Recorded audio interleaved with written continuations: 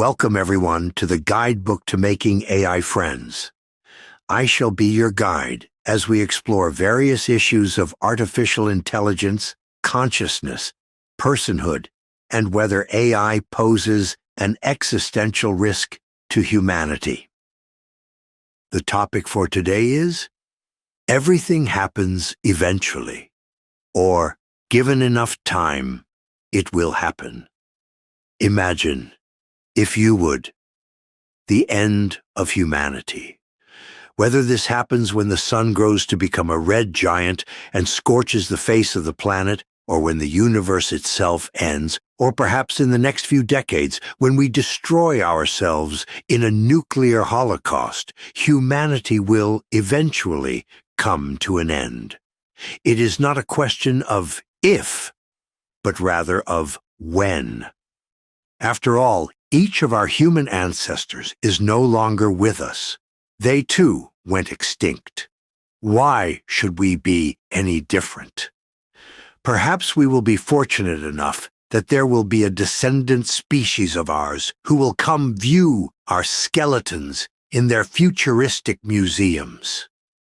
And so, because we know that humanity will one day go the way of Homo erectus and the dodo, if you were to put a probability value to the extinction of humanity, the probability will have to be 1, or a 100% chance. However, this is an utterly unexciting figure, and rather useless when it comes to actually discussing the extinction of humanity. But why? Why is there no uncertainty? Why is there nothing of interest to pull from this probability figure? The answer is time. The chance of humanity ever going extinct is 100%. But what would you say is the chance of humanity going extinct in the next 12 months? Very little, I'd imagine. Perhaps even a fraction of 1%. Suddenly, this becomes a figure worthy of discussion and debate. It becomes a number that you can use for calculations and formulae. By giving the probability a time frame, you make it useful. Would it mean anything at all if you were simply told you had a 1 in 6 chance of dying? No, it wouldn't. Would it? The first question you would most likely ask, if told this, is when. If you had a 1 in 6 chance of dying in the next year, I'm sure you would behave much differently than if you were told you had a 1 in 6 chance of dying in the next 100 years. The probability didn't change. Only the time frame did. Time makes probability valuable. So why don't we see it when it comes to AI risk and safety?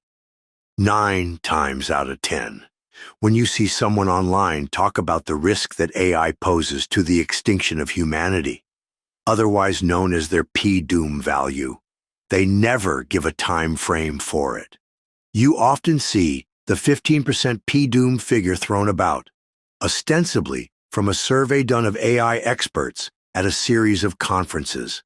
Yet, is this a 15% chance that AI will kill all humans in the next year, or a 15% chance that AI will kill all humans before the next millennium? I think most people would find the latter probability far less grave than the former. Organizations and lobbyists want to turn their P-doom figures into actionable policy that will impact all of AI development. Yet so precious few of them want to justify their probability figures with a time horizon.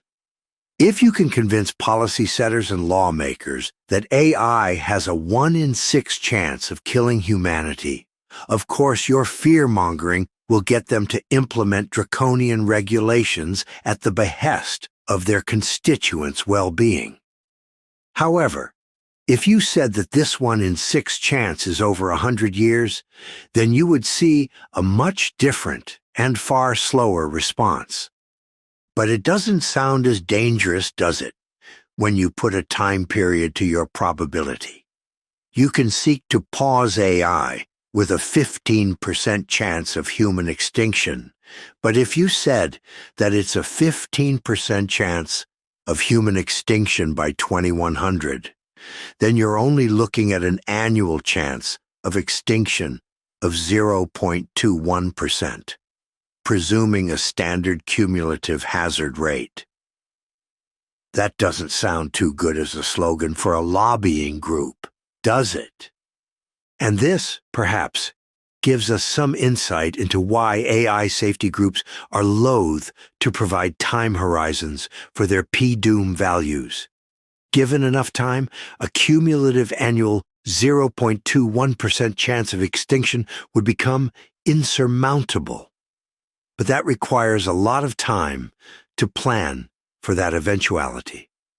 It allows for the current acceleration of technological development and strategies to exploit state-of-the-art AI.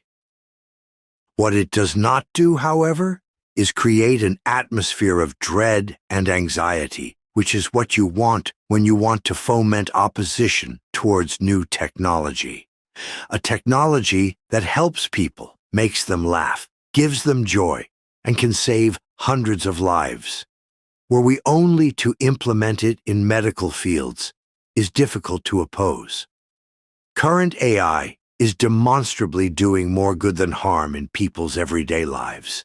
So telling them there is a 1 in 500 chance that AI will destroy all of humanity this year won't get them to stop sharing AI-generated images of dogs wearing clown shoes. So, the next time you hear someone talk about their PDOOM value or the chance of AI destroying humanity, remember to ask them what time frame they are talking about. Get them to rationalize and reason about how likely AI is going to kill us all and when we should expect it. Not only does this deflate the fear-mongering, but it also gives all of us a chance to actually discuss the risk and what to do about it. As long as risk stays vague and ethereal, it remains negligible. AI may have a 100% chance of destroying humanity in 1,000,000 years from now, but presently, it's not doing much. We won't ever be able to have serious, authentic discussions around what potential risks it may pose in the future, and when it will pose these threats, until we combine our probability figures with a time frame.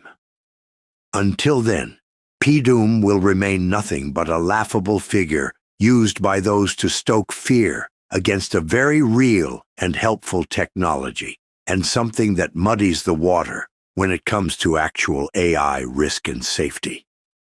Yet, that is all the time we have for today.